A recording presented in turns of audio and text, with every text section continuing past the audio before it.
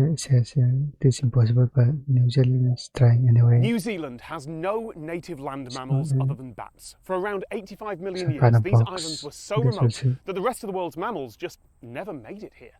All the parts of the ecosystem that mammals would fill instead went to birds island, or lizards or insects. A lot of those birds are flightless because there was nothing they had to fly away from, and even the bats spend a lot of time on the ground. Then in the 13th century, Maori arrived, bringing with them one now extinct species of dog and Polynesian rats. That wasn't great for the local species. And then in the 18th century, Europeans arrived and brought a lot. Rats, stoats, ferrets, weasels, possums, all predators which local creatures had not evolved to defend against. If New Zealand wants to keep its unique ecosystem and wants the local species to recover, at least the species that aren't already extinct, then the blunt fact is that either the local species are going to survive or the predators are. The only places in the world that have managed to completely eradicate invasive species are very small islands, a few square kilometres across, or fenced-off reserves that are regularly patrolled and studied. And most of those are in and around New Zealand. But clearing something the size of a country, and a rural country at that, that's not just a challenge, that's a moonshot. So today, I met with people from Predator-Free Wellington, because they're some of the folks who are making a start on it. So this is one of our trusty trap boxes. They get pretty hammered out here with all the elements. There's no one in there right now, okay. I hope not.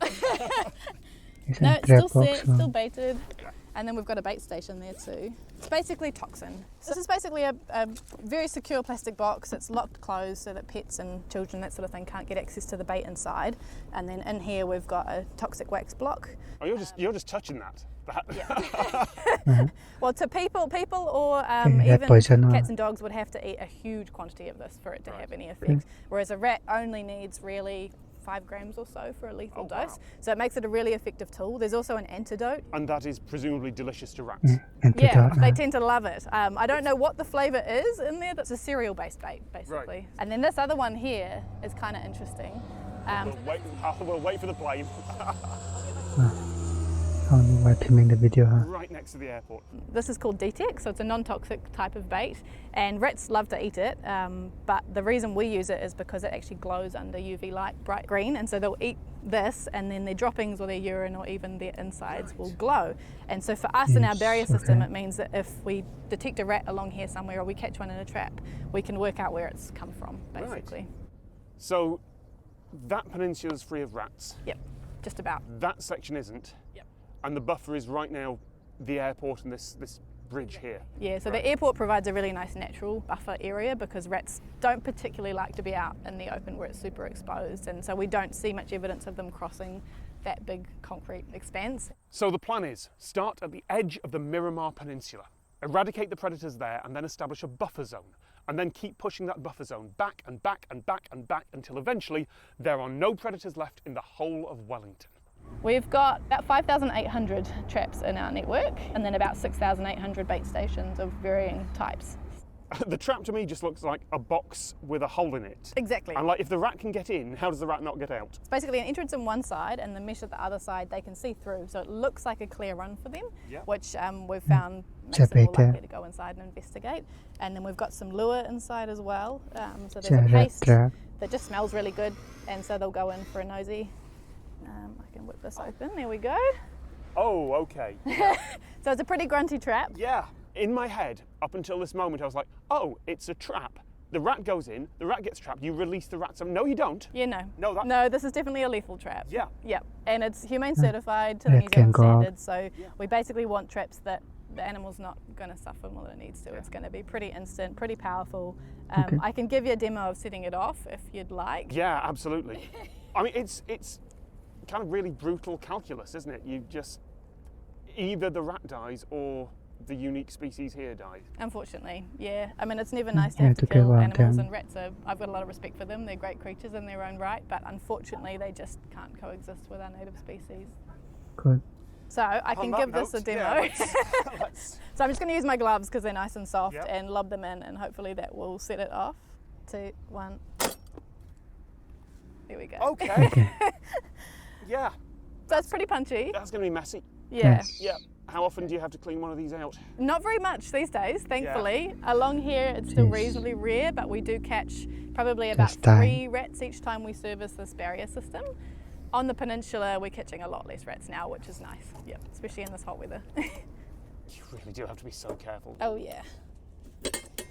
When you get your fingers How many stuck, people do you have working on this? So we've got a full-time field staff Yeah, of my about fingers are 25, and then there's a few of us in the office as well doing the data crunching and that sort of thing. That's way more than I thought. And then on top of that, we've got a huge volunteer force. So they make up about 10% of the efforts on Miramar Peninsula. Right.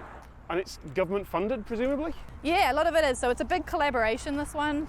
So what we can see here, we've had a rat Oh, how do you know? come along and chew this monitoring card of ours. So we call these chew cards. They're a really how I think effective it, yeah. monitoring tool. It's basically just a piece of corflute plastic, and then we mash peanut butter into the gaps. But it works a treat. So it's been here within the last week, we know, because we've serviced this quite recently. You can't poison the peanut butter then? Unfortunately not. We considered the avenue, but I don't think Of course, because that's something that other creatures... other creatures could get to. Right. A dog could have a nibble. Yep. It's also the combining of toxin with food is one of those things that Oh. I don't think you're technically allowed to do. So we've got to be very careful to keep it all safe and legal and all of that. No, the trap has not been set off. Trap's not been I'm thinking set, that. so it's had a nibble, it's getting interested, but it hasn't gone in yet. Yet. The trouble is, as long as there's a breeding pair of rats anywhere outside that buffer zone, there's a threat. Alberta in Canada is the only place outside of the poles where there are no rats, and that's because rats never got established there. A combination of harsh geography on all sides and a vicious, almost obsessive government-backed control program kept rats out, and still does to this day. That's what Wellington will always have to deal with, unless they just keep pushing. The reserve here, this is where the rats have been eliminated rather than suppressed, right? Yeah, exactly. So it took us about 6 months of really intense efforts, but we've now eliminated all of the rats out of this area. So how do you know? we've got a lot of monitoring that goes into it. Trail cameras, a big one. They're just about the golden standard we can get for monitoring rats.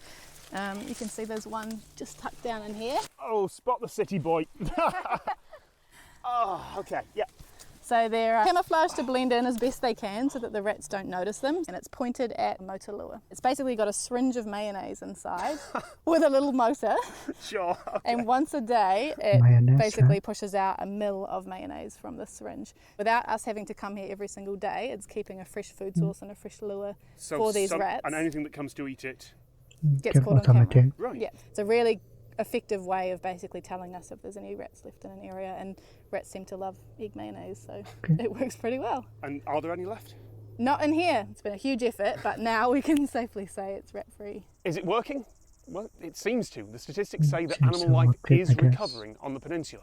The key thing is, this isn't limited to just Wellington. Across the whole of New Zealand, there are groups doing the same. There's a government plan called Predator Free 2050, but it is optimistic. The plan even admits that to pull this off on a national scale, they'll need some new scientific discovery to make this easier.